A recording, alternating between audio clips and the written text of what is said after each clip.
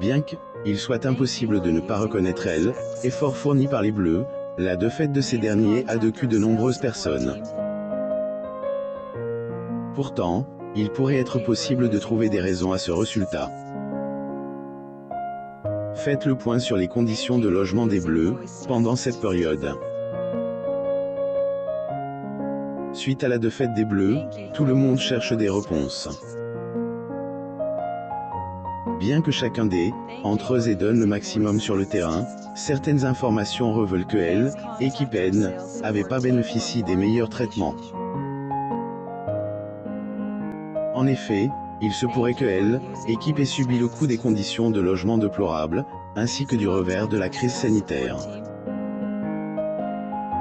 Le journaliste Balance Toussé était le 28 juin 2021 que les Bleus connaissaient la défaite en huitième de finale, face à la Suisse.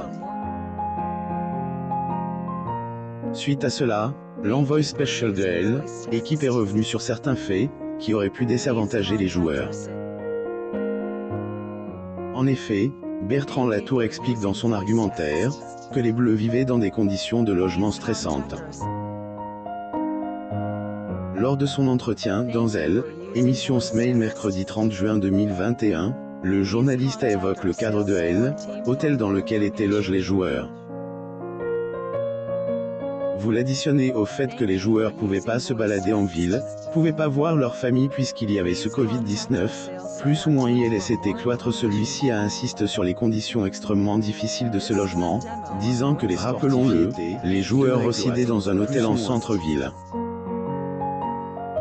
Ces lieux sont connus pour ne pas disposer d'espaces verts, pour prendre de l'air.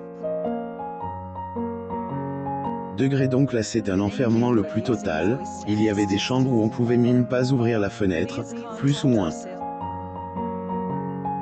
Image des joueurs qui sortent de leur hôtel. Photo. Getty Images. Selon le journaliste, il y aurait même des joueurs qui seraient ravis que tout se termine, parce qu'ils en avaient marre, plus ou moins. Découvrez aussi les 150 000 € de primes destinées aux Bleus, après leur élimination face à la Suisse. Équipe de France de football. Photo. Getty Images. Abonnez-vous à Mo Mama sur Google.